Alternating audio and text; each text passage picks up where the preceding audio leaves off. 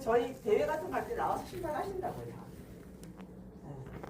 저희 같은 경우는 너희는 성서 뛰어라. 우리도 심판할 때 다 말해드리는데요.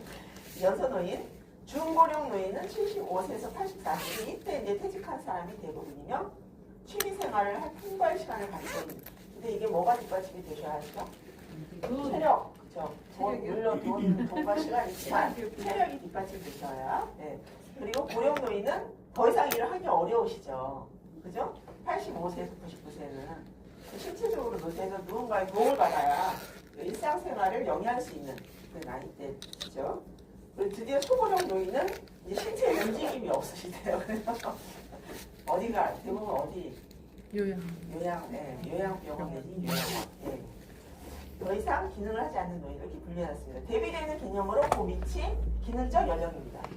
기능적 연령은 그야말로 신체 연령. 저희가 건강검진 받으면 심혈관 질환은 55세 이렇게 나오잖아요. 네, 그런 거예요. 신체 연령이.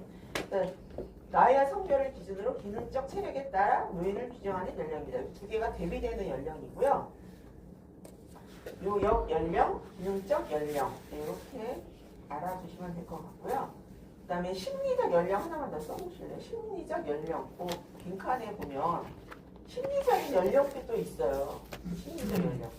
그러니까 기능적 연령 뭐 이런 거 빼고 심리적 연령은 개인의 심리적 성숙도를 나타내는 연령입니다. 개인의 심리적 성숙도를 나타내는 연령. 심리적 연령. 하나만 더 써요. 밑에 쓰셔도 되겠네요. 3번에서. 개인의 심리적 성숙도를 나타내는 연령. 그러니까 왜 나이는 어느 정도 이제 인생 후반기에 들어서셨는데 정신적으로나 아니면 이렇게 생활하시는 걸 대인관계 보면은 정말 어른답지 못한 분들 계시잖아요. 그죠? 네. 스트레스, 가로 열고 스트레스 대처 정도에 따라 심리적 연령입니다. 스트레스 대처 정도.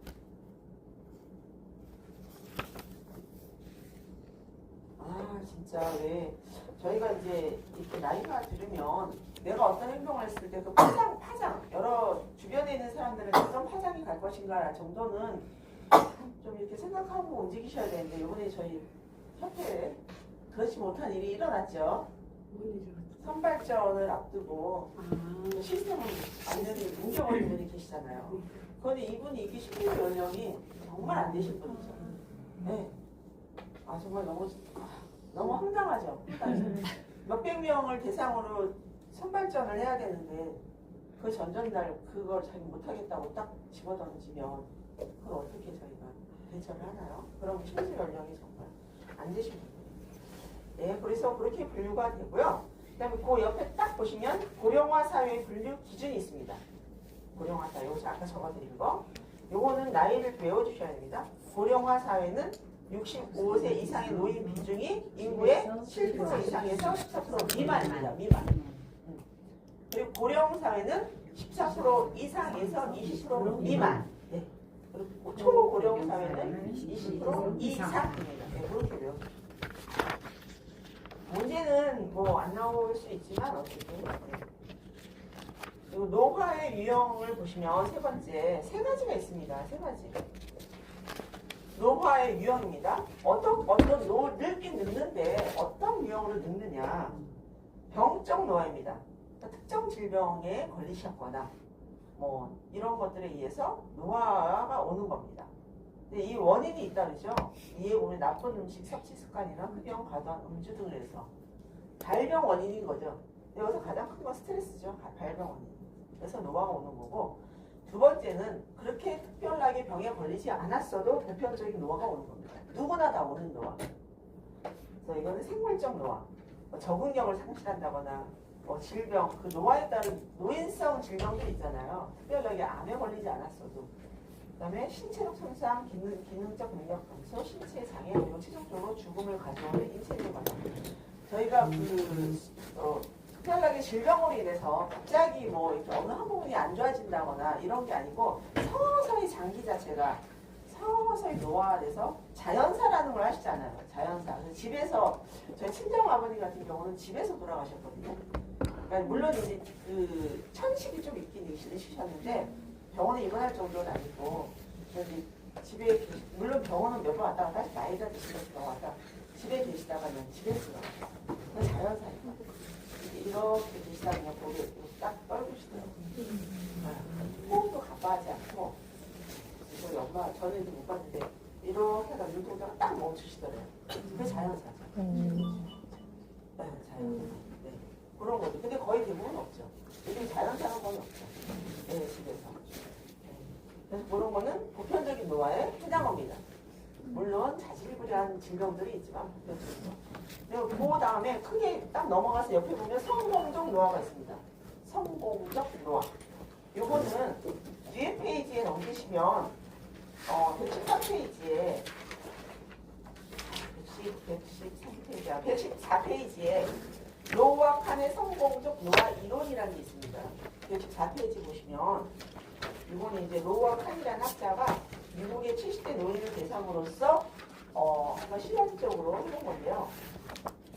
건강 상태나 사회 관계나 심리적 특성, 신체적, 인지적 기능, 생산활동 5가지 영역을 측정해서 이분이 진짜 성공적 노화로 살고 계시냐 아니냐를 한 건데 요 개념으로 앞에 다시 보시면 조금 이따는 같이 하니까 보시면 성공적 노화란 수명이나 생존을 의미하는 것이 아니고 노화의 질적인 측면이에요.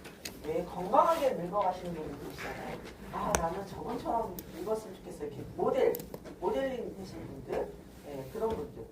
신체적, 인지적 기능뿐만 아니라 사회적 역할과 생산활동을 위해 적극적으로 참여하는 것. 이건 성공적 노화라고 합니다. 노화의 유형을 중에 물론 질병이나 보편적 노화 외에 성공적. 저희가 원하는 거는 다 이거죠. 내가 어떠한 나가서 사회적인 관계도 끊기지 않으면서, 그죠? 어떤 봉사활동도 하면서, 네. 그리고 나의 건강도 유지하고, 뭐 이런 것들이 성공이에요. 우리요. 우리죠, 우리. 여기 학생들. 학생들. 앞으로 하려고 하는 거잖아요, 그죠?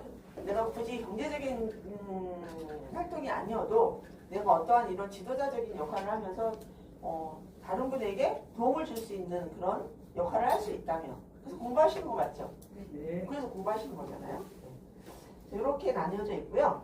그 다음에 밑에 그 경적 노화는 아시고 생물적 노화 중에 텔로미어라고 돼 있잖아요. 보이시죠? 네.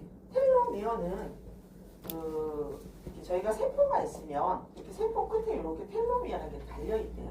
모든 세포에 이렇게 있으면 여기 이렇게 텔로미어라는 게 달려 있대요. 저희는 세포가 매일 몇만 개가 죽고 몇만 개가 살아나고 하잖아요. 근데 이 길이가 감소하면서 노화가 오는 거예요. 텔로미어가. 네.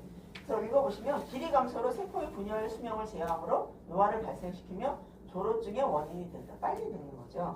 그래서 이 텔로미어 길이가 길수록 건강을 오래 유지하는 거예요. 그래서 이게 없어지면 세포가 이제 분열을 안 하는 거예요. 얘가. 그러면서 점점 노화의 상태로 들어가는 거라고 합니다. 텔로미어 역할은 그런 거고요. 이게 노화의 유전 인자 중에 하나라고 합니다. 그래서 이걸 측정을 하는 거라고 해요. 그리고 이제 그 밑에 생물학적 노화의 특성. 이거는 4가지를 외워주셔야 돼요. 별표 해놓으시고 외우시기 바랍니다. 이거 외우셔야 돼요. 보편성, 내인성, 쇠퇴성, 점진성이 있는데요. 보편성은 말 그대로 누구에게나 노화는 다 일어납니다. 보편적으로. 두 번째, 내인성은 질병이나 사고가 아닌 내적인 저희 내부적인 기관이 노화가 실패가 되잖아요. 그래서 일어납니다. 그게 내인성입니다. 그리고 세 번째, 쇠퇴성은 궁극적으로 죽는다. 그 중요한 키포인트는 사망. 누구나 다 사망한다요. 그게 쇠퇴성입니다. 쇠퇴성. 결국엔 사망을 초래한다. 그리고 점진성은 노화에 따른 변화는 연령이 증가함에 따라 심해지면 절대 회복이 불가합니다. 회복은 안 됩니다. 아무리 또 살려놓고 하지만 젊은이처럼 회복은 안 돼요. 그렇잖아요. 회복 불가. 그래서 노인체육론의 주 관점은 젊은이로 돌아가는 게 노인체육론이 아니고요. 현 상태 유지를 하는 게 노인체육이에요. 젊은 세포로 갈 수는 없잖아요, 저희가. 그러니까 어떻게 하는지 이 현 상태를 어떻게 유지할 것이냐. 현재 생활 상태를 그래서 건강이 내가 만약에 오늘 이렇게 올렸다면 이 올리는 상태를 얼마나 잘 유지할 것이냐 신체적으로 안 올라가잖아요. 50개 보고 이런 거 팔이 안 올라가잖아요. 그래서 장애인도 마찬가지. 장애인 체육할 때 장애인 스포츠 지도사라고 공부할 거면 장애인도 의료적인 치료를 목적으로 해서 장애인 체육을 시키는 게 아니에요. 의료적인 치료 목적이 아니고 유지예요, 유지. 이 심장 부정 막 이렇게 오자 흔들리는 거 이렇게 어떻게 더 느리게 올 수 있게 하느냐 체육 활동을 통해서 그런 것들이 목적이지 이렇게 해서 정상인처럼 뭐 이렇게 혹 쌩쌩하게는 아니에요. 노인 체육도 마찬가지. 절대 회복이 불가능. 키포인트 뭐냐면 쇠퇴성은 사망한다. 결국 사망. 그리고 점진성은 절대 회복이 불가능하다. 그런 거. 그리고 옆에 딱 보시면 기대 수명과 평균 수명이 있습니다. 기대 수명과 평균 수명. 기대 수명은 출생자가 출생부터 생존할 것으로 기대되는 평균 생존 연수입니다. 평균. 그래서 우리가 기대 수명이 몇 살에서 몇 살에 맨날 발표하죠. 정부에서. 예를 들면 우리나라는 평균 수명이 기대 수명이 83.5세입니다. 그런데 여성이 86.4세, 남자는 80.6세 이렇게 발표된 적이 있어요. 그게 평균이 그래서 83.5세. 여자분들이 보통 5년 이상 더 살죠. 남자보다. 그렇죠. 그래서 이제 뒤에 가보면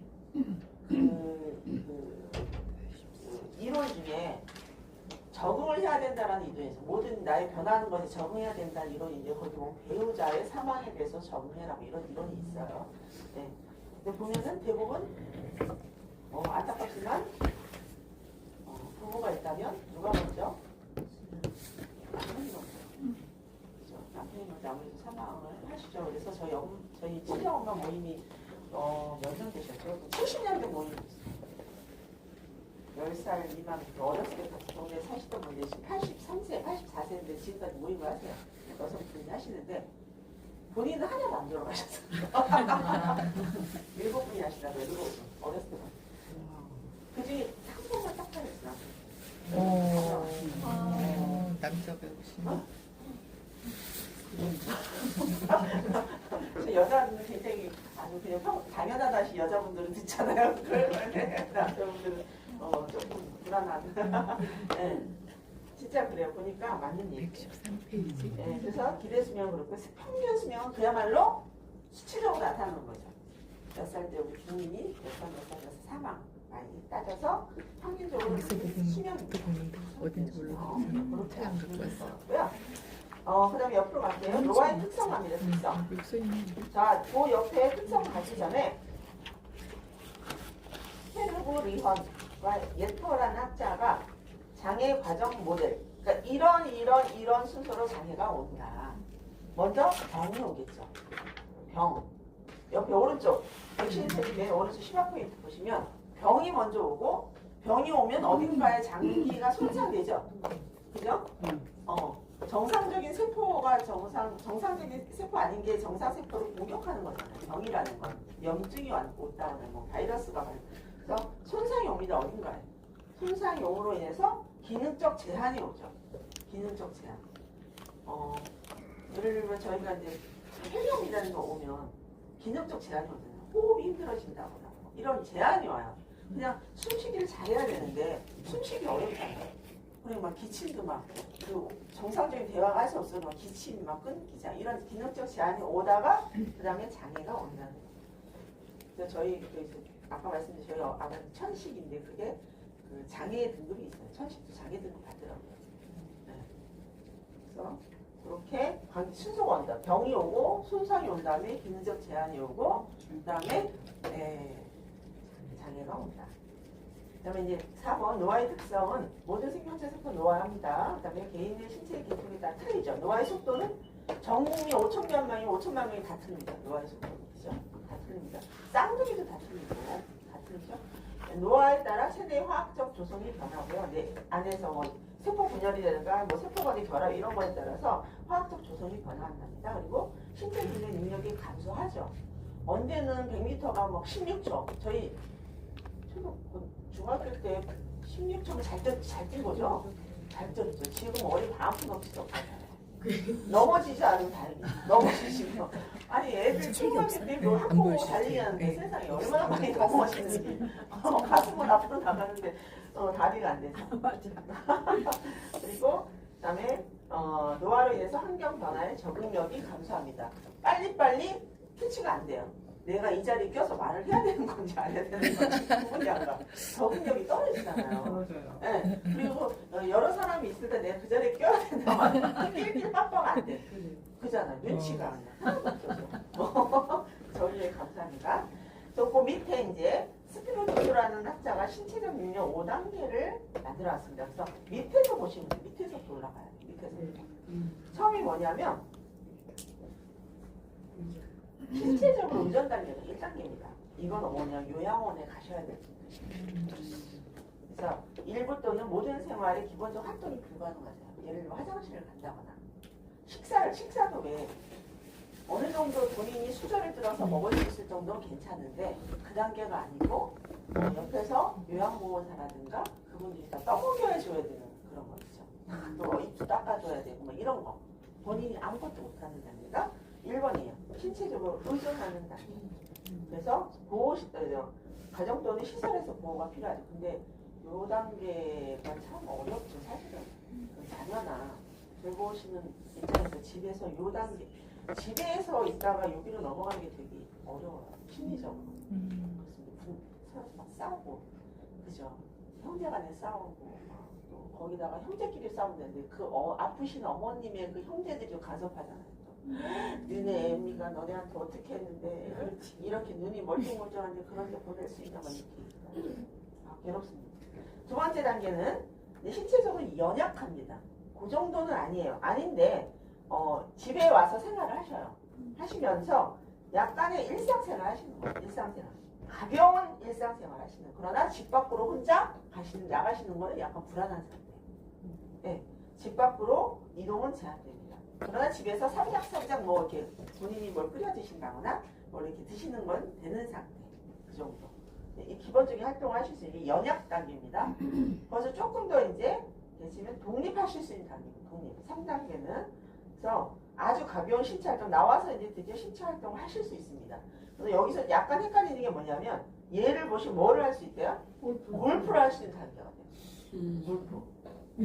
우리는 저는 이거 처음 그 설명 들었을 때 이거 단련 정도 돼야 할 수 있는 거 아닌가 사격대에서 막 해야 되는데 아니고 세 번째 이거는 잘 헷갈리지 않으셔요. 독립 단계에서는 골프, 사교 댄스, 수공예, 여행, 운전까지 가능하십니다.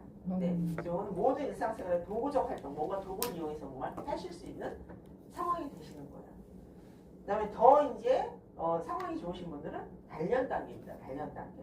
이분들은 달리기, 자전거, 등산까지 가능하십니다. 속도가 있는 것들을 하실 수 있어요. 네. 그래서 중강도의 신체 활동이 가능하신 거예요. 중강. 저희가 원하는 게 이 정도예요. 그죠? 이 정도를 계속 할 수 있다면 뭐 액티비티 하는 운동은 아니더라도 이 정도의 유지를 계속 할 수 있으면 굉장히 행복한 노년인 거예요. 네. 그래서 중강도 신체 활동, 그다음에 모든 지구력 스포츠와 게임을 하실 수 있습니다. 취미 활동 가능하시고 그래서 뭐 노인복지관이라든가 이렇게 본인 자력으로 나가셔서 배우실 수 있고 하는 단계가 단련단계. 그리고 그 마지막이 뭐냐면 이분들은 정말 시니어 무슨 올림픽에 나갈 수 있을 정도의 단계. 네. 그래서 스포츠 경제, 시니어 올림픽, 고위험 파워 스포츠, 패널라이더, 그러니까 일반 그 청년들도 할 수 있는 그런 거와 버금가게 하실 수 있는 단계가 아주 잘 단련됩니다. 5단계가 있습니다. 그래서 원래는 저희가 요구를 들어가는 게 5단계부터 들어가긴 하죠. 1단계까지. 그죠? 나이가 들어감에 따라 5단계를 하다가 4단계, 3단계, 2단계, 1단계로 저희가 가겠죠.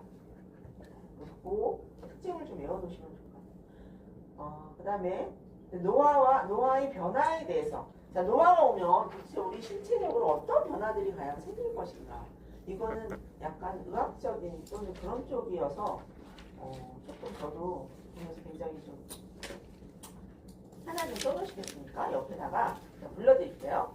옆에 빈칸 많죠? 신경계가 있어요. 신경계. 신경계는 저희는 이런 데 잘못되신 일도 없죠. 신경계를 중추신경계와 말초신경계를 들어보셨죠? 네. 공부하셨던 분들은 뭐 저보다 훨씬 중추신경계와 말초신경계로 나뉜다고 합니다. 신경계는. 그래서 중추신경계는 또 뭐로 나뉘나요? 뇌와 척수로 나뉜다고. 뇌와 척수.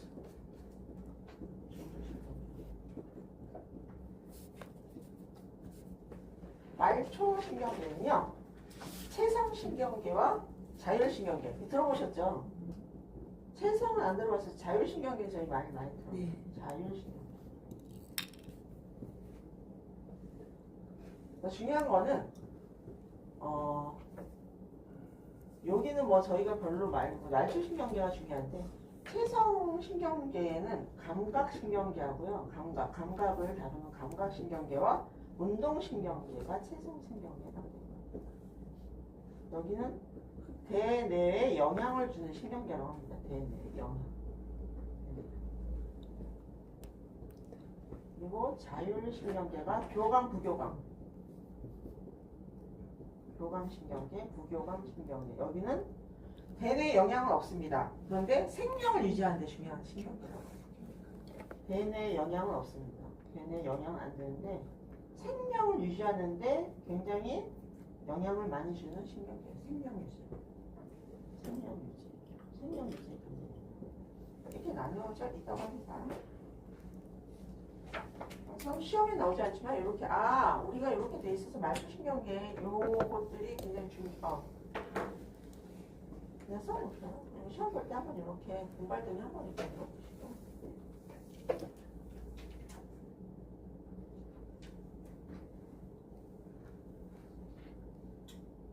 아시겠죠? 그 다음에 이제 노화와 관련된 심혈관계 변화부터 먼저 보겠습니다. 심혈관계 변화. 과연 심혈관계는 어떻게 중추적 변화와 말초적 변화가 나오죠. 중추적 변화와 말초적 변화. 중추적 변화는 최대 심박출량 감소. 심박출량이 뭔지는 아시나요? 최대 심박출량 감소. 심장에서 보내진 혈액의 양이 심박출량. 근데 노화가 오면 이 확 보내야 되잖아. 이게 감소된다는 얘기예요. 한 번에 확 보내는 그 양이 감소. 그러면 당연히 그러면 최대 1회 박출량도 감소. 그리고 최대 심박수 감소. 최대 심박수는 뒤에 가서 나오는데요. 여기서 먼저 하고 갈게요. 이거 계산하는 문제가 최근에는 안 나왔는데 최대 심박수 계산 문제가 나와요. 계산. 짧으니까 공식을 좀 적어 놓으셔요. 여기 나왔으니까 저희가 심박수는 강도 설정할 때 강도 설정이 뭐죠? 강도가 뭐죠? 강도? 세기. 빈도, 강도. 그렇죠. 강한 정도. 얼마나 강하게 운동을 해. 빈도. 빈번하게 얼마나 횟수를 많이 할 것이냐. 그죠? 저희가 프로그램 설계할 때 운동 시간, 종류, 운동의 종류, 강도, 빈도, 운동 시간 이렇게 네 가지를 고려하셔서 정해야 된다고 해요. 어떤 학원을 개인 트레이닝을 하시던 뭘 하시던 할 때 이 강도 하실 때 내가 심장이 너무 빨라지면 안 되잖아. 그죠? 예. 또 어르신 노인 같은 경우 심장이 빨라져서 어떻게 해? 심장. 죽어요. 갑자기 막. 강도 설정할 때 이 심박수가 나와요. 심박수가 나오는데 일단 그 공식을 적어드릴 테니까 공식이 어디 나오냐면 저거 먼저 보여드릴게요. 123페이지 넘어가시면 123페이지 그거 보시면 노인에게 적절한 운동 강도 설정 나와요. 맨 위에 나오죠? 네. 123페이지 그거 먼저 하고 넘어갔어요. 목표 심박수, 최대 심박수가 나왔으니까 이해하고 넘어가시면 빠를 것 같아요. 목표 심박수가 있어요. 목표 심박수는 내가 이 어떤 그 대상자를 운동을 시킬 때, 이 정도의 심박수를 정도까지 운동을 시켜야 되는 목표 심박수예요. 그거를 계산하는 방법이에요. 그래서 최대 심박수가 뭐라고 돼 있어요? 밑에? 최대치. 220 빼기 나이. 네, 이게 최대치예요. 어. 본인 나이. 해당하는 나이. 보통 문제를 제가 그때 시험 볼 때 문제 풀면 70세를 가장 예로 많이 나와요. 70세. 본인들 나이 빼셔도 돼요. 네. 내 나이 빼시면 이제 70세로 하면 몇이에요? 150. 150이에요. 최대 심박이. 더 이상 올리면 안 된다는 얘기예요. 최대 심박. 그럼 내가 나이가 50이다. 그러면 170이죠. 이거 이상 하지 말라는 얘기예요. 70. 뭔가가 탈이 난다는 최대 얘기예요. 심박수. 이 최대 심박수죠. 그 다음에 밑에 있는 게 안정할 때 심박수. 안정할 때 심박수는 뭐래요? 10초 동안 측정한 심박수 곱하기 6이래요. 이거는 문제 예시에 나와요. 60% 이런 게 나와요. 그게 안정시 심박수가 나와요. 안정시 심박수. 안정시 심박수. 10초 동안 측정한 심박수 곱하기 6개. 6. 이게 뭐예요? 1분이란 소리잖아요. 네, 1분 그쵸? 동안. 1분. 1분 동안. 네. 그래서 문제를 풀어보면 220 여기서 예시를 65인 안정시 심박수를 예시를 줬잖아요. 아예 계산을 안 해도 되니까. 네. 안정 심박수 65로 줬어요. 근데 문제는 뭐를 문제로 물어보냐면 최대 심박수를 구하는 문제를 물어봐요. 그래서 요거는 외우셔야 돼. 최대 심박수 빼기 안정시 심박수 곱하기 운동 강도 플러스 안정시 심박수가 목표 심박수를 구하는 거거든요. 그건 공식을 외우셔야 돼요. 목표 심박수는 주어지지 않아요. 뭐를 주어지냐면 나이. 문제에서 뭐가 주어지냐? 나이. 네. 그다음에 강도가 주어져. 강도. 몇 프로 뭐 65% 했다 이런 강도. 이게 안정시 심박수 구하는 거거든요. 자 볼게요. 목표 심박수가 아니 문제가 목표 심박수를 구하는 건데 네. 안정시 심박수가 거기 보면은 안정시 심박수가 65라고 네. 네, 문제가 주어져요. 그쵸. 문제는 목표 심박수를 구하는 게 예, 문제예요. 목표 문제예요. 심박수. 네. 그래서 이제 문제를 한번 내드릴게요. 자, 성별은 남성이야. 이거는 이제 아무 의미 없는 문제예요. 네, 그죠? 네. 한번 구해보세요. 성별은 남성. 남성. 그리고 연령은 70세. 연령은 70세. 그럼 150. 70세. 네. 그다음에 신장은 170. 이거 아무 필요 없는 거야. 만약에 나와요. 키는 170이래. 분당 안정시 심박수가 70회. 안정시 심박수가 70. 70회. 70회. 그다음에 운동 형태는 유산소 운동을 했다. 이럴 때에 목표 심박수를 구하는 건데 목표 심박수. 유산소가 얼마나 강도가? 목표 심박수를 구하는 건데 여유 심박수가 40에서 60%래요.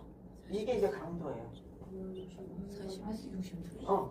목표 심박수를 구하는 문제인데 네. 이럴 때 여유 심박수라고 나와요. 이게 이제 강도 몇 퍼센트 강도를 얘기하는 거예요. 강도. 여유 심박수가 네. 40에서 60% 1대 목표 심박수는 얼마에서 얼마입니까? 그러니까 그냥 40% 60%를 줬잖아요. 이 네. 두 가지로 봐요. 어렵지 않죠? 요 아까 양식에 딱 듣기만 하시면 돼요. 아까 양식은 여기 그 교재에 보면 뭐라고 돼 있어요? 최대 심박수 빼기 최대 심박수 빼기 안정시 심박수 그죠? 최대 심박수 150. 안정시 심박수 그죠? 요거는 쉬워. 150에서 70. 네. 빼고 곱하기 뭐라 그래요? 운동 강도 네. 더하기 안정시 심박수가 목표 심박수. 목표 심박수. 최대 심박수는 여기 양식 안에 들어있잖아요. 220 빼기 220 빼기 나이 70. 나이. 네. 얼마예요? 1190이 나와요? 네? 102에 110. 왜 이렇게 나오지? 390이 나와? 잘못 나왔어요. 15. 그러니까 퍼센테이지가 40이 아니지. 40% 0.8로 해야 되죠. 더하기 안정시 심박수. 40%니까 0.4로 가야지. 근데 차이 왜 되는. 그렇게 이기면 안 되지? 자, 요거는 그러면 얘가 지금 150이잖아요. 네, 150. 150. 150. 안정시 심박수는 118. 70. 안정시 심박수는 70. 70. 네. 안정시 심박수 줬잖아. 70. 그죠? 70. 얘가 150이잖아. 네. 네. 네, 운동 강도를 0.4를 곱하느냐, 0.6을 0.6을 곱하느냐. 하느냐, 네. 70 두 가지 답이 나오죠. 네. 그리고 80이잖아, 80. 네. 80 80 곱하기 곱하기 320. 아니, 아니지. 아니지. 예. 0.4로 곱하면 0.4로 곱하면 84, 30이잖아. 어. 32 더하기 70을 할 것이냐, 48에다 더하기 70 할 것이냐. 그죠? 118. 최대치가 아까 320이 잘못. 최대치가 그러니까 몇이에요? 100? 102에서 118까지. 그렇죠. 102에서 118. 118이다. 계산 잘하네. 이렇게 나올 거예요. 무려. 공식만 딱 외워놓으시면 돼요. 공식. 이거 공식 외우셔야 돼요. 일단 뒤에 나오니까 이제 뒤에는 이제 거저먹기로 가면 돼요. 하셨으니까. 자, 앞으로 다시 갈게요. 보면 그래서 최대 심박수는 최대 심박수 뭐 한대요? 최대 심박수가 넘지 않게. 감소가 됩니다. 다시 왔었는데? 그러니까 최대 심박수가 뭔지 모르셔서 아예 제가 이거 하고 넘어가요. 220에서 최대 심박수는 이렇게 감소가 됩니다. 그리고 최대 산소 섭취량도 당연히 감소가 되겠죠. 모든 기능이 떨어지다 보니까 호흡을 네. 크게 해서 산소가 많이 들어왔다 이산화탄소 배출돼야 되니까 안 되죠. 근데 하나 증가가 된대요. 이런 걸 외워놓으셔야 돼요. 이런 거. 다 감소인데 증가. 뭐예요? 수축기 혈압이 성장 근육도 수축 시간 연장은 되는데 당연히 심장 근육이 수축하는 시간이 느려지겠지. 모든 게 연장되겠죠. 팍팍팍이 아니고 그 밑에 수축기 혈압이 점진적으로 증가한대요. 자, 여러분 혈압이 어떻게 되시나요? 건강검진하면 기본 혈압이 어떻게 되죠? 저희가 정상이라는 게 80에 120. 전통적으로 80에 80에서 120이잖아요. 어느 게 수축기예요? 솔직히 120. 나중에 120. 수축기 확장기. 80. 80? 확장이 80. 모르겠나. 그거 수축기가 알고 있는 최고 혈압이 수축기예요. 이게 수축기예요. 120이 수축기예요. 수축기 혈압. 확 조이면 커질 거 아니에요. 혈압이 팍팍 지나가야 되니까. 이게 뭐라고요? 수축기 혈압. 수축기 혈압이에요. 아, 얘가 수축기 혈압. 확장. 확장기. 확장. 이거 확실하게 이제 개념을 지내보죠. 저도 공부하는 거예요. 저도 처음 들으면 그냥 이거 넘어가는데 이렇게 확실하게 알고 넘어가요. 그래서 뭐가 증가된대요? 수축기. 그래서 고혈압이 오늘 올라간다는 얘기예요. 아, 혈압이 고혈압이 얘가 올라간다는 얘기야. 수축이 혈압이. 그래서 130 넘어가도 정상이라고 얘기하죠. 노인 같은 경우는 그죠? 고혈압이라고 안 그러고 그 정도 올라갔다고 90에서 120대도 뭐 정상 범주에 들어가네요. 이렇게 얘기해 주시면 돼요. 운동하는 동안 분비되는 또 카테코라민을 적으셔야 돼요. 카테코라민에 대한 심장 근육 반응의 감소. 카테코라민 적으세요. 여기다가 이건 신경 전달 물질입니다. 카테코라민. 신경 전달 물질. 근데 익히 들어봤던 얘기들이 나와요. 도파민, 아드레날린 다 들어봤죠? 그다음에 한 가지가 더 있어요. 노르아드레날린. 이거 신경 전달 물질입니다. 카테코라민. 이게 이런 신경 전달 물질에 대해서 반응이 도파민 있어야 다음에 뭐예요? 그죠? 정상으로 막 돌아가는데 이거에 대한 반응이 없대. 감소가 된다. 노르 아르데 그래서 이 카테코라민이 하는 역할이 뭐냐면 아르레날린. 역할이 뭐냐면 스트레스나 위험, 운동 상황에 반응하도록 만드는 핵심 신경 호르몬 3총사래요. 스트레스나 위험 또는 운동 상황에 반응하도록 만드는 핵심 신경 호르몬 3총사. 도파민, 아드레날린, 노르아드레날린. 다시 불러드릴게요. 스트레스나 위험, 운동 상황에 반응하도록 만드는 핵심 신경 호르몬 3총사. 핵심 신경 호르몬 3총사. 여러분이 찾아보기 힘드실까봐 제가 다 찾아봐서 알려드리는 거예요. 너무 이해가 돼야 되죠. 아 이게 이런 역할을 하는구나. 의대 공부하신 분들이 핵심 신경 호르몬 삼총사. 그래서 자 도파민이 부족하다. 도파민이 부족하면 대표적으로 나오는 병이 있대요. 도파민 부족. 파킨슨병이 아 도파민. 도파민이 부족하면 걸리는 병이에요. 파킨슨. 이 파킨슨병도요. 저희 아니 친구 엄마가 저랑 동갑인데 걸렸어요. 너무 일찍 걸려서 50대. 근데 그 모든 거의 원인 스트레스예요. 막 평소에 머리가 터질 듯이 아팠대요. 머리가 스트레스 너무 받으니까 누구한테서? 남편한테서. 남편이. 네, 어쨌든 그 병원에 가면 그랬대요. 검사 한번 받아보셔라. 머리가 너무 아프다 그러니까. 그게 이제 한 2, 3년 뒤에 진단을 받았어요. 연락이 끊어졌어요, 저랑. 파킨슨은 근육이 다 굳는 병. 굳는 거예요. 다 이렇게 손이 이렇게. 운동 근육이 한쪽이 이렇게. 굳는구나. 네, 근육이 없어지니까 이렇게 하고 다닌다. 이렇게. 아이고 어떡하면 좋아. 나중에 여기까지만. 그래서 죽었는지 살았는지 연락이 없습니다. 무섭습니다, 파킨슨. 근데 이게 다 도파민 부족으로 인해서 파킨슨이 되는 거예요. 도파민. 근데 여기서 외워야 될 건 뭐냐면 다 감소인데 특이하게 연장이나 또는 뭐가 있어요? 증가. 이런 증가. 것을 외워두시면 돼요. 증가. 그다음에 이제 말초적인 변화가 있습니다. 말초적. 중추적. 이런데 중추적이 말초적 변화. 말초적 변화는 운동하는 근육으로 혈액 흐름이 감소됩니다.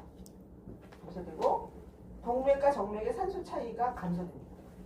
그러니까 뭔가 원활하지 않은 거예요. 그죠? 들고 나니까 화끈해야 되는데 이 혈관도 뻥 뚫려고 확 이렇게 되는데 다 혈관도 축소되고 이러니까 원활하지 않아요.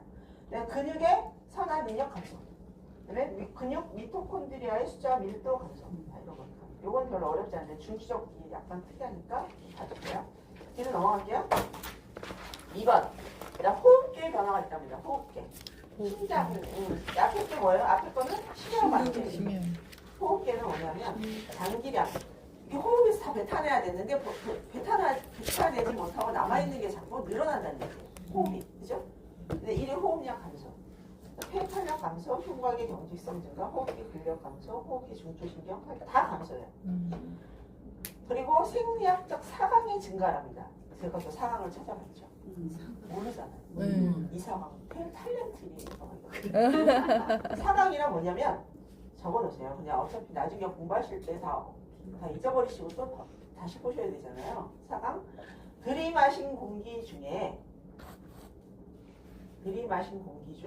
가스 교환에 참여하지 못하는 공간이랍니다. 사강이라는 게. 그러니까 이런 사강이 자꾸 늘어난다는 얘기예요. 들이마신 공기 중 가스 교환에 참여하지 못하는 공간.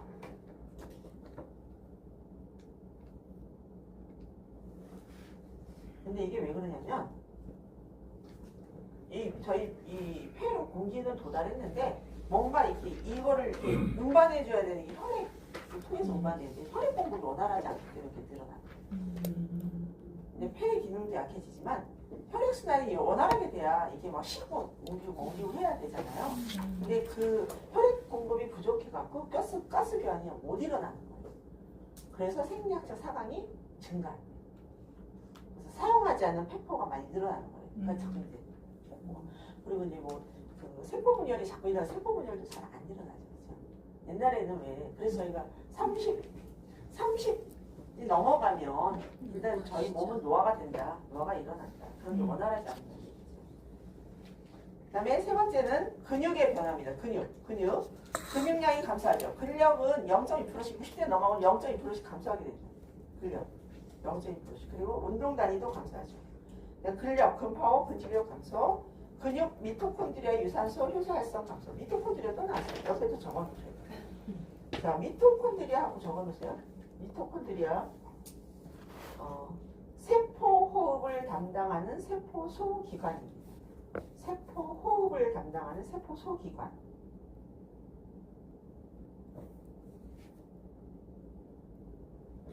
그래서 우리가 먹은 음식을 에너지로 전환해 주는 우리가 먹은 음식을 에너지로 전환해 주는 에너지 생산의 핵심 기관이래요.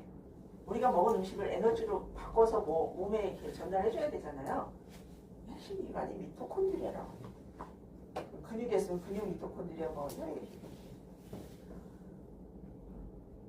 우리가 먹은 음식을 에너지로 전환해 주는 에너지 생산의 핵심 기관.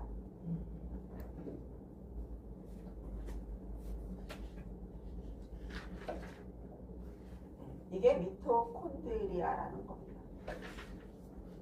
그 근육 미토콘드리아 유산소 효소 활성 감소. 감소가 일어난다는 얘기죠. 원활히 활동을 못한다는 얘기죠. 이게 근육에서 변화. 그 다음에 네 번째는 신경계도 변화가 있어요. 신경계. 뭐요? 기억이나 주의력, 지능정보, 처리 속도를 포함한 인지 기능이 감소된다. 저희가 뒤돌아서면 까먹고 같이 넷이 모여서 얘기하는데 1분 전에 얘기한 거를 또 물어봐요.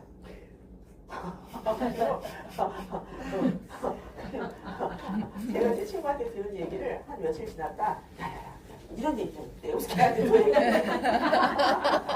누구한테 들었는지 몰라. 그러니까 저도 저희 엄마한테 얘기하고 엄마, 90번만 더 100번이야. 인지기능이 저하되니까 그렇죠? 그다음에 단순 반응 시간과 선택 반응 시간 및 신경 전도 속도의 감소가 일어난다. 그래서 이게 이거랑은 다른 문제가 있지만 저희가 75세가 넘으면 운전 면허증을 받는다라고 했어요. 반응 속도가 늦게 되고 시각 모든 게 다 느려져요. 반응 속도 그죠? 딱 밟아야 되는데 못 하잖아요. 인지를 못해. 빨리빨리 반응. 체상 감각, 고유 수영 감각, 전정계 기능이 감소. 전정계가 귀죠. 평형 기능이 떨어지죠. 시청각의 기능도 감소됩니다. 그래서 TV를 보면서 자막이 흘러가도 저게 무슨 얘기인가 이해가 안 돼요. 시청각을 하긴 하는데 이게 이해가 안 돼요. 그렇잖아요. 자막이 막 이렇게 흘러가는데 이해가 안 돼요. 제 얘기입니다. 다 신경계가 변화가 있습니다. 그리고 마지막 체력이 저하됩니다. 자 보시면 참 슬픈 얘기입니다. 근력은 20대 최대치를 이루고 그 다음에 감소합니다. 근력은 20대 최대치예요. 30대가 아닙니다. 근데 더 웃긴 건 순발력은 10대 최대치를 이뤘습니다. 와, 이미 다 노하네. 순발력. 네. 그다음에 근력에 비해서 빠르게 저하된답니다. 순발력. 순발력이 뭐예요? 순발력. 순간적으로 움직이는 힘. 한 번에 근데 순발력. 그렇죠? 그 다음에 밑에 있는 거 뭐예요? 평형성은 20대 최대치를 이루고 서서히 저. 평형성. 지구력은 그나마 근력이나 순발력이 느리게 저하가 된다. 슬프죠? 인생의 꽃은 20대. 아유 지나갔어. 그것들은 우리도 이런 거지. 그것들은 20대 피부에 아무것도 안 발라도 이쁘다 그러는데 그냥.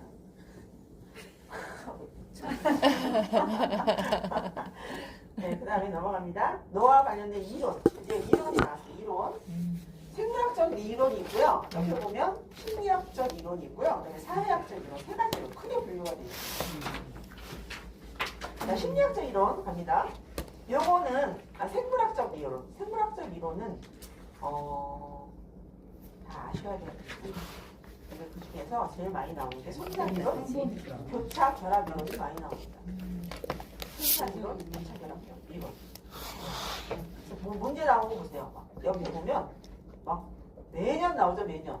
그 중에 하나가 나오면 손상 이론, 교차 결합 이론 또는 면역 반응 이론 뭐 이런 것들이 나옵니다. 자, 유전적 이론은 인체 내 노화 속도를 결정하는 데서 유전적인 역할. 저희 유전인자가 굉장히 세잖아요. 유전인자가. 아유, 누굴 닮아 그러냐 막 그러죠. 유전인자. 근데 이게 병에도 많이 있어요. 건강. 가족력이 있으십니까? 물어보잖아요. 네. 당뇨, 고혈압, 뭐 이런 거. 근데 암도 가족력이 있긴 있는 것 같은데요. 그나마 그 스트레스가 가장 많아요. 그래서 조심을 하셔야 되지만 어쨌든 두 번째 손상 이론. 손상 이론은 세포 손상이 누적이 된대요. 세포가 누적이 되어서 세포 기능장애와 괴사 의 핵심적인 결정 요소입니다. 손상 이론. 이거 아셔야 돼요. 손상 이론. 손상 이론. 그 다음에 세 번째가 점진적 불균형입니다. 그러니까 이게 인체 기관 내가 다 똑같이 노화가 0세부터 시작해서 80, 90대가 똑같이 노화 속도가 같으면 좋은데 이 기관 내 노화 속도가 틀린다는 거예요. 불균형이 일어난다는 얘기예요. 네, 그래서 아무래도 나쁜 게 좋은 거에 영향을 주겠죠. 그렇잖아요. 저희가 곰팡이가 펴도 곰팡이 이렇게 음식물 같은 데 보면 곰팡이 피면서 바로 옆에 그죠? 생생하던 것들을 다 잠식해 버리잖아요. 네. 생물적 기능 특히 중추신경계와 내분기의 불균형을 초래한다고 보고 있답니다. 네 번째 교차 결합 이론은 뭐냐? 나이가 들면서 세포 모양이 변형되는 거예요. 결합 조직의 커다란 분자들이 이 교차 결합을 한다고 해요.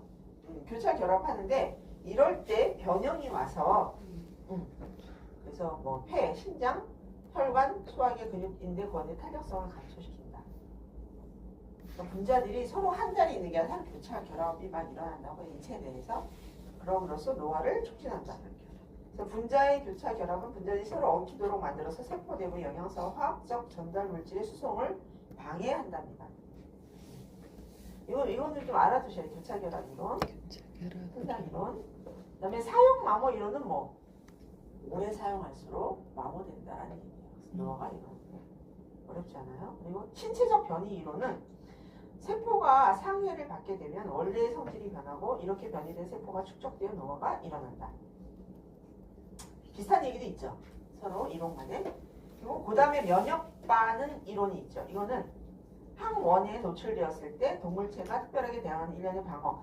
항원 좀 적어주실래요? 항원이 뭐냐면 항원 밑에다 적어주세요. 우리 몸에 원래 없었던 비정상 세포 물질을 항원이라고 합니다.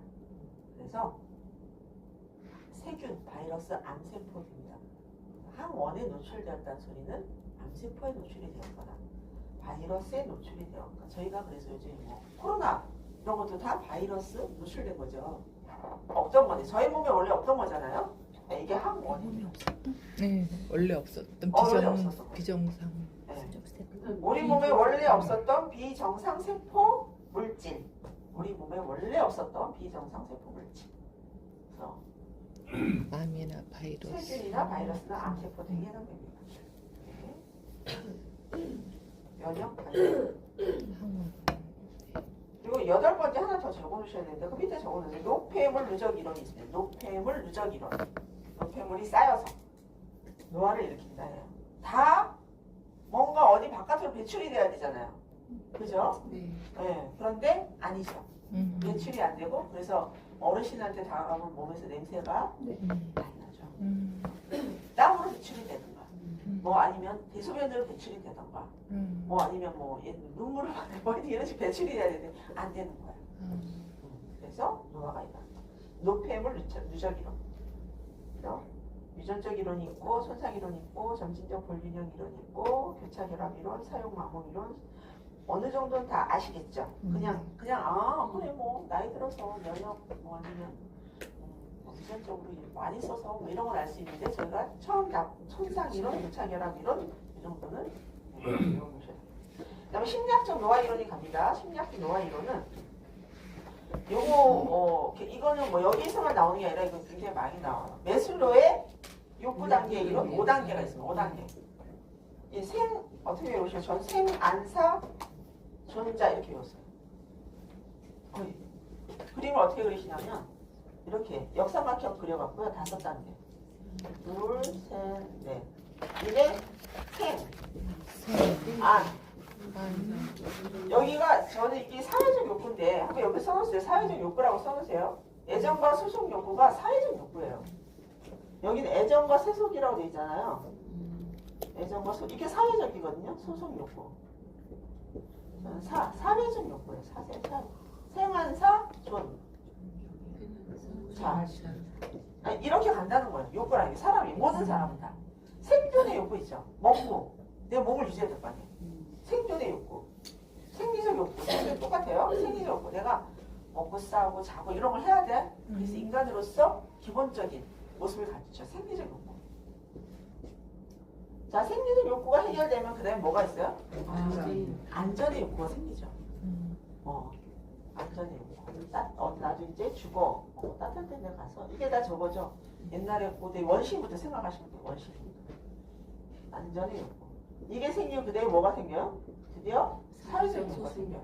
시족사회 결성에서 뭐 이렇게 뭐 계급도 생기고 막 거기 소속돼 갖고서 역할을 하고 그게 애정에 대한 이때부터 이 애정이 문제죠. 그렇잖아요. 그 유럽의 그걸 봐도 클레오파트라 막 이런 사람들 그래서 망했잖아요. 로마에 막 이런 애정 때 존경의 욕구. 근데 이게 되면 드디어 뭘 받고 싶어요? 존경받고 싶어져요. 사람들한테. 이게 지나치면 꼰대가 되죠. 꼰대. 그 다음에 뭐요? 그 다음에 넘어가면 드디어 모든 걸 초월한 자아실현에 닿아요. 자아실현. 자아실현. 아우 짚어내요. 자 보세요. 여기 오셔야 돼요. 저는 생안사 존자 이렇게 외웠어요. 앞글자로. 그러니까 사회적 욕구가 애정의 소속 욕구랑 똑같은 얘기구나 이렇게 아시면 돼요. 이게 누가? 메슬로라는 사람이 5단계. 그 다음에 두 번째가 에릭슨의 심리 사회적 단계 이론, 딴 말로 자아 통합 단계 이론이라고 합니다. 요거를 옆에 또 하나 적어놓으세요. 발달 단계 이론이라고 합니다. 발달 단계 이론. 8단계.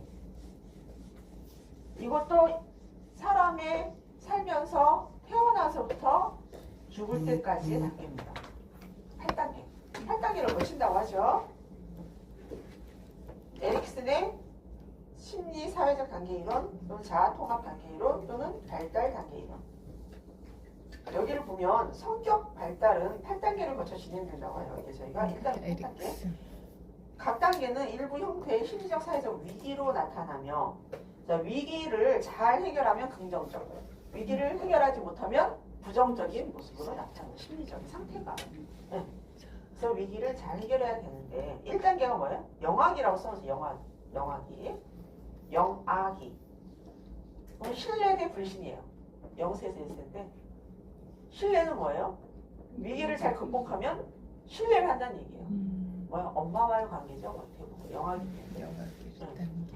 사람을 신뢰하며 자신의 요구를 해결해 줄 것이라고 믿는다. 막 울어. 애기가. 막 울 때 와서 내가 배고픔을 해결해 준다거나 끙끙한 걸 해결해 주다가 이렇게 막 그러면 신뢰가 생기잖아요. 근데 그거 내밀어도 막 그럼 신뢰가 깨지잖아. 아이도 얼마나 영악한지 몰라요. 애기는 진짜 영악하더라고요. 우리 옛날에 눈치 하나도 없었잖아요. 그래서 막 근데 요즘 애들은 2살, 3살만 돼도 눈치가 다 봐요. 그래갖고 막 혼내잖아요. 딱 보고 위기를 모면해요. 말로 미안해요. 미안해요. 저희 25살에 내가 미안해요.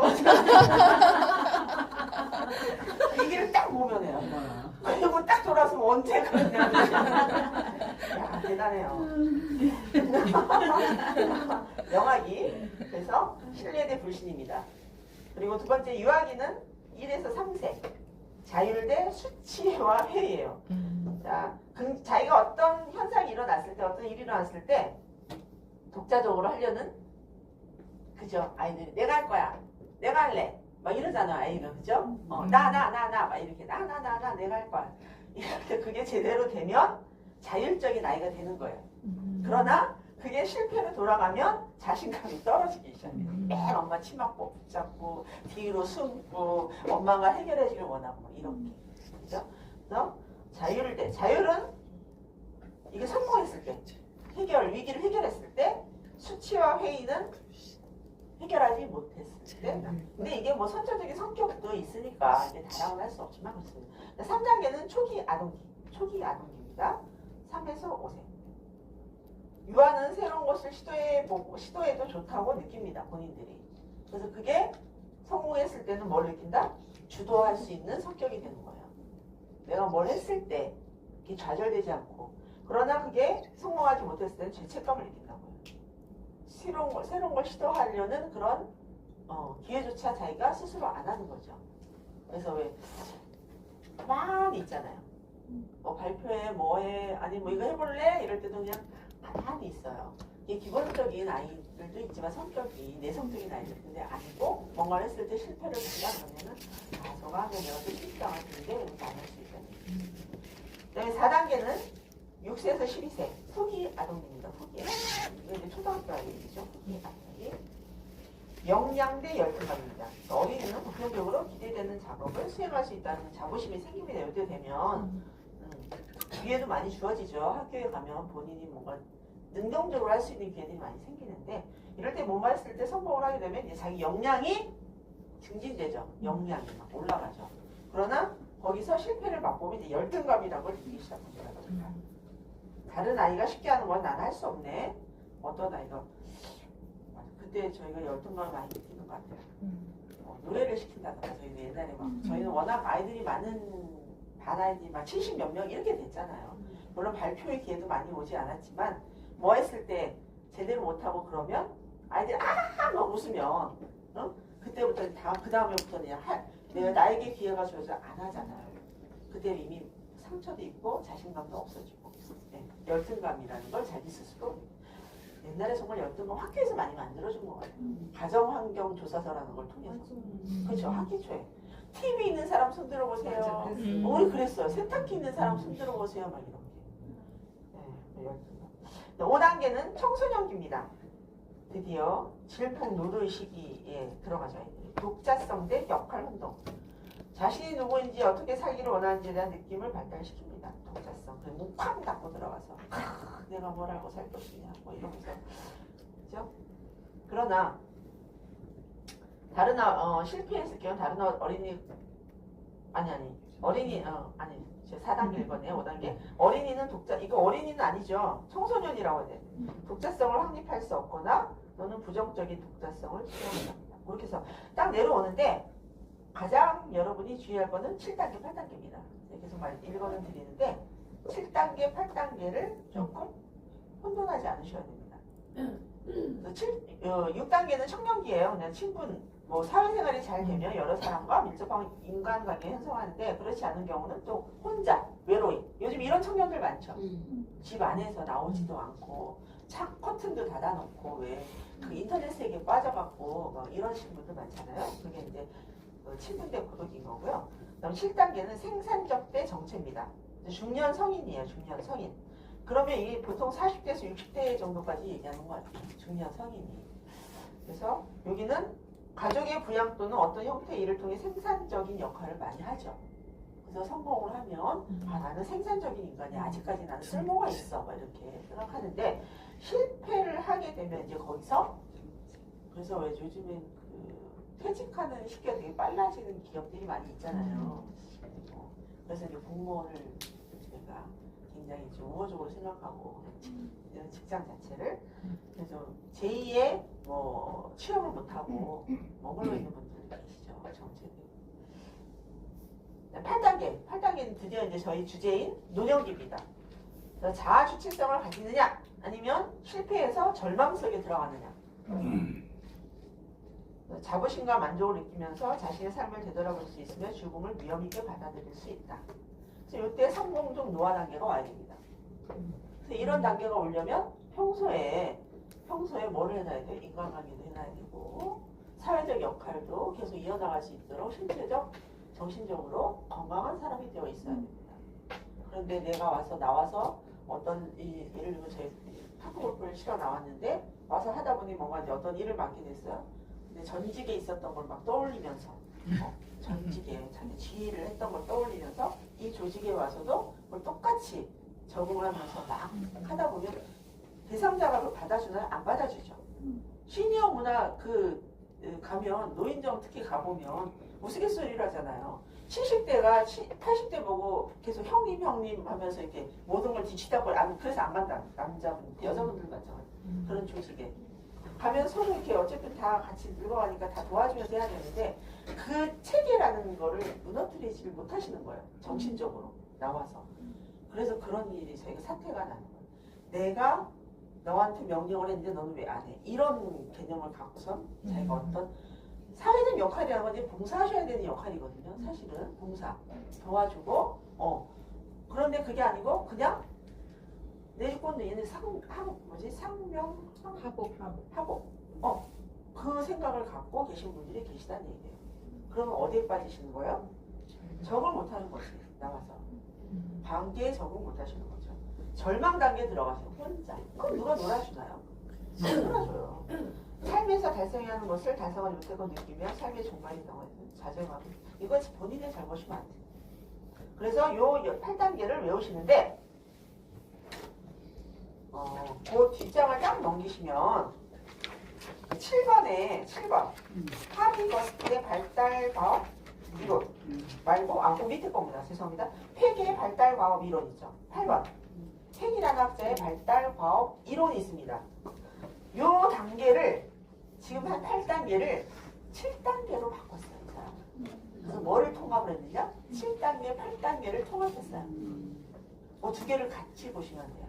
앞에 거는 발달 단계 이론, 그 뒤에 거는 발달 과업 이론, 이름을 이렇게 바꿔서 7단계, 8단계를 합해서 지금 저희가 본 거는 자아 주체성 대 절망이었잖아요. 네. 여기는 7단계, 8단계를 합쳐갖고 어떻게 됐어요? 자아, 문화 대 직업, 역할, 몰두. 이게 요거를 살짝 이렇게 바꿔서 이론을 내놓았어요. 요게 차이가 있습니다. 그래서 요거만 헷갈리지 않으십니다. 여기는 8단계, 여기 팩은 7단계인데 에릭슨이 했던 7, 8단계를 하나로 묶으면서 이름을 이렇게 바꿨어요. 자아, 문화 대 직업, 역할, 몰두, 신체 초월 대 신체 몰두, 똑같은 얘기예요. 자아 초월 대 자아 몰두 이렇게 제시했습니다. 또 두 개를 같이 외우시면 돼요. 하나는 에릭슨, 하나는 팩. 에릭슨은 8단계, 팩은 7단계. 에릭슨은 발달 단계 이론, 여기는 발달 과업 이론. 네. 그리고 아이고 큰일났네. 1단계도 못했네요. 그 다음에 발테스 3번 봅니다. 다음 앞에 두고 3번 발테스의 보상이 수반된 선택적 적정화 이론이 있습니다. 요거는 밑에 보시면 1, 2, 3 있죠. 선택, 적정화, 보상 요 단계 순으로 하는 겁니다. 선택은 뭐냐면 어떤 거를 내가 예를 들면 내가 화투골프를 배워봐야 되겠다. 자기가 목표를 세우고 선택을 하시잖아요. 그죠? 그러니까 뭐 저희가 집안에만 있는 게 아니니까 노년화 됐어도 선택을 했어요. 그래서 읽어보면 삶의 최우선 영역으로 수행 범위를 제한하고 초점을 맞추기 위해 주어진 환경에서 활동의 종류 양가지를 선택하는 거예요. 화투골프 선택. 선택. 왜요? 더워요? 좀 덥다는 얘기를 내리십시오. 선택을 했으면 내가 이 선택한 거에 대해서 뭐래요? 적정화라는 단계를 거치신 거예요. 적정화는 뭐냐? 다양한 수단과 방법을 통해서 개인이 선택한 목표를 최대한 달성하기 위해서 자신의 기술과 기능을 적정화합니다. 그래서 시간도 내야 돼. 그죠? 내가 그거를 잘하기 위해서 시간. 또 어떨 때는 돈도 투자를 하셔야 돼요. 그죠? 그럼 내가 혼자 못할 경우에는 옆에 사람한테 도움도 받아요. 좀 나한테 가르쳐줘요. 시간 날 때 나랑 같이 좀 가서 운동해요. 이렇게. 최대치 목표를 이루기 위해서 적정화를 시켜야 돼요. 최대한. 그래서 내가 어느 정도의 수준에 도달하면 뭐가 와요? 보상이 주어집니다. 이게 선택 적정화 이론이에요. 보상, 목표를 달성하여 주위의 자원을 활용해 지속적인 성장을 이루어 신체적, 정신적인 손실을 보상을 받는다는 얘기예요. 그죠? 뭐 하고 나면 제가 가장 많이 좋은 게 뭐냐면 운동을 알아서 하시면 뭐가 잃어버렸던 이름을 되찾습니다. 이름 잊어버리고 사시잖아요. 그죠? 은행에서 나가서 요즘에는 은행도 안 가시잖아요. 창고. 옛날 같은 창고가 이름이라도 부르잖아요. 순서대로. 요거는 손님 이름이라도 부르고 집에서 이름 부르는 분이 없죠. 저희 엄마도 제 이름 안 부르잖아요. 제 애 이름 부르잖아요. 그죠? 아니 저희 딸이 연주인데 연주야 저한테 연주야 부르면 다 줄 알아야 돼. 그렇잖아요. 저희 이름 안 불러줘요. 그런데 나와서 뭔가 이렇게 운동하시던가 뭘 하면 본인 이름이 불려지게 내 이름 못할 수 있어요. 그건 제일 좋은 것 같아요. 내 이름으로. 누군가에게 내 이름으로 얘기할 수 있고 기억된다는 게 좋아요. 그래서 보상이 뭐 그거는 보상은 아니겠지만 그거 하시다 보면 또 성취감이라는 게 있습니다. 그게 이제 잘못 나가면 자랑질이 되고요. 자기가 이룬 거에 대해서. 네. 근데 여러분들은 자랑질보다는 누군가에게 도움이 되는 그런 쪽으로 가시면 되죠. 그래서 선택 적정화 이론입니다. 이거는 자, 넘어가시면 똑같은 발테스예요. 근데 여기 25년도 문제가 실패됐어요. 이게 보니까 발테스의 전 세계적 발달 이론. 전 세계적 전 세계적 발달 이론. 발달. 인간의 발달은 출생부터 죽음까지 전 세계에 걸쳐 지속된다. 그래서 노화는 신체적, 인지적 손실과 함께 지혜, 환경 적응력, 정서 조절 능력 등의 이득이 동시에 일어난다. 이게 전 세계적 발달 이론. 그래서 뒤로 가시면 223페이지 문제집 잠깐 보시겠어요? 25년 문제. 223. 문제지에 223페이지. 문제집 갖고 오셨죠? 네. 223페이지. 13번. 13번 보세요. 보기에서 설명하는 노화를 보는 관점은 문제가 나왔어요. 지문이 엄청 길죠. 발테스와 그 동료들은 노화를 손실과 이득이 함께 일어나는 과정이라고 하였다. 노화로 인해서 신체적 기능 손실이 있는 반면에 경험으로 얻은 환경에 대한 적응력, 지혜와 같은 이득도 있다. 그들은 인간 발달 두 단계로 나누어 첫 단계는 초기 발달 단계로 급속한 신체적 발달, 이후 단계는 신체적 발달은 더디나 환경에 적응한 능력은 지속적으로 발달한다. 이게 뭐야? 전 세계적 발달. 이게 누구예요? 발테스의 전 세계적 발달. 전 세계적 발달. 이거 작년까지 책에도 없던데요. 이런 식으로 이론을 낸다니까. 이거는 뭐라고 하는 문제예요? 내가 경험이 많아서 이 지문을 다 이해하고 할 수 있는 능력이 좀 맞으시는 거고 아니면 틀려. 가만히. 그 다음에 브롬펜 브레너의 생태학적 발달 이론. 네, 요거는 여태까지 문제 나오지 않았던 건데 같이 실어놓은 거예요. 노화는 개인을 둘러싼 다양한 환경 체계와 상호작용을 통해서 이루어진다. 이건 생태학적 발달. 이게 아까 13번 문제 3번 보기가 생태학적 발달이 나와 있잖아요. 그래서 여기 실어놓은 것 같아요. 이거를. 그리고 직접, 이거 문제는 직접적 환경부터 사회문화 시간 흐름에 이르기까지 중첩된 환경 체계 영역인데 요거를 좀 문제로 보시면 됩니다. 그래서 포인트, 키포인트 되는 단어 한번 딱 아시면 6번 로우와 칸의 성공적 노화. 이거 아까 했죠? 아까 했죠? 예. 네, 거기 보시면 요거 5가지가 중요합니다. 건강 상태, 사회관계, 심리적 특성, 신체적, 인지적, 기능, 생산활동. 뭐를 측정했냐 중요해요. 이걸 여기 측정해서 이들 간의 관련성 분석 결과를 통해 성공적 노화의 개념을 설명했다. 이게 모두 좋으신 분은 성공적 노화인 거고 이게 약간 미흡하면 그렇지 못한 노화. 3번을 보시면 성공적 노화는 높은 수준의 뭐를 가지고 있대요? 인지적, 신체적 기능, 좋은 인간관계, 생산적 활동에 적극적으로 참여하셔야 된다는 얘기예요. 인지적, 신체적 기능 유지, 좋은 인간관계. 이게 다 맞는 게 제가 보니까 파크골프예요. 제가 파크골프를 좋아해서 하는 얘기가 아니라 파크골프 하시면 머리가 있으셔야 돼요. 왜냐면 처음 티샷부터 마무리, 그죠? 퍼팅 끝날 때까지 계속 생각하셔야 돼요. 내가 어떻게 칠 것인가. 남의 치는 것만 보고 따라하는 게 아니고 모방하는 게 아니거든요. 근데 뭘 하셔야 돼요? 스코어를 계속 생각하셔야 돼요. 규칙도 생각하셔야 돼요. 근데 스코어를 내 거만 생각하기도 버거 이런 발달이 없어요. 발전이 없어요. 나머지 세 분 것까지도 자꾸 기억하시도록 노력하셔야 돼요. 그래서 뭔가 분쟁이 일어나죠? 할 때 타수 때문에 분쟁 많이 일어나요. 타수 때문에. 근데 꼭 한 사람이 그렇게 어거장을 어기장. 나는 4타 쳤는데 5타라고 계속 그래. 근데 내가 명확하게 내가 처음 거를 되짚지 못하면 근데 그 사람의 목소리가 커요. 또 더군다나. 그럼 거기에 싸우기 싫어서 그래 4타 5타 쳤어 5타 이렇게 넘어갈 수밖에 없어요. 근데 그건 아니죠. 그러니까 내뿐만 아니라 옆에 치는 분들의 스코어까지 기억할 수 있어야 된다.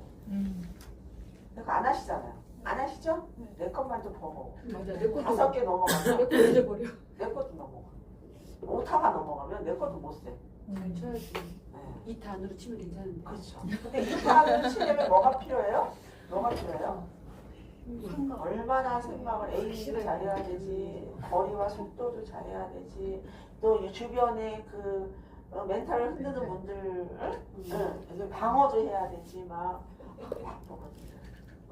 근데 다 필요합니다. 다 필요해서 신체적 기능도 유지가 되고 좋은 인간관계도 유지가 되고. 네. 그다음 7번 했죠? 발달과업. 안 했죠? 안 네. 했어요. 7번 하비거스의 발달과업 이런 6단계가 있습니다. 이게 뭐냐면 옆에 적어놓으세요. 적응해라예요. 적응해라. 적응해라. 다운돼서 적응해라. 다 적응을 해야 되는 거예요. 이거는. 자, 1번. 약화되는 신체적 힘과 건강에 적응을 해야 됩니다. 저희는. 예전에 20kg 쌀을 퍽퍽 들었는데 이러면 안 돼. 그러면 드는 순간 해놓고 여기 허리 나가. 일어나지도 못하고 앉지도 못하고 이렇게 하고 있죠. 두 번째, 퇴직과 경제적 수익 감소에 대한 적응을 해야 됩니다. 예전에 나도 통장에 적응해라. 야, 이거 10원 한 장도 못 쓰겠다. 덜덜 떨면서. 그죠? 그다음에 3번. 아까 말씀드린 배우자 죽음에 대한 적응. 인생의 가장 큰 스트레스가 배우자. 죽음이라고 말씀하죠. 네, 배우자 죽음에 대한. 네 번째는 자기 동료의 집단과 유대관계 강화를 해야 됩니다. 유대관계. 그런데 죽어도 그 노인복지관에 가기 싫어하시는 분들 가서 본인은 거울을 안 보니까 오늘 늙은이 동년배와의 문화를 즐기셔야 돼요. 시니어 문화. 그다음에 5번 사회적 역할을 융통성 있게 수행하고 적응하셔야 됩니다. 이제는 저희가 앞에서 하는 리더는 쉽지 않죠. 리더 역할은 내게 아니구나 생각하셔야 돼요. 근데 그 자리에서 내려오는 게 참 어렵습니다. 리더에서 내려오는 거. 아니 분명히 라떼는 라떼 지나가 나할 때는 야 이렇게 하니까 잘 돌아갔는데 뭐 이러면서 근데 그런 거에 조금씩 근데 그게 굉장히 어렵더라고요. 내려오는 게 생각보다 정말 어렵더라고요. 네. 그래서 사회적 역할을 나는 이제 뒤에서 보조 또는 자문, 좋은 의미의 자문입니다. 좋은 의미의 자문을 해주고 물어봤을 때 이런 역할을 하셔야 됩니다. 그리고 지금처럼 이렇게 공부하셔서 내가 먼저 진입하여서 알고 있는 것들을 잘 가르쳐주는 이런 것들이 삶의 역할입니다. 네, 여섯 번째 생활에 적합한 물리적 생활 환경의 조성에도 적응하셔야 됩니다. 그래서 6가지 적응하셔야 됩니다. 좀 쉬셔야 되겠죠? 네. 다 왔는데 조금 쉬었다. 수고하셨어요. 아이.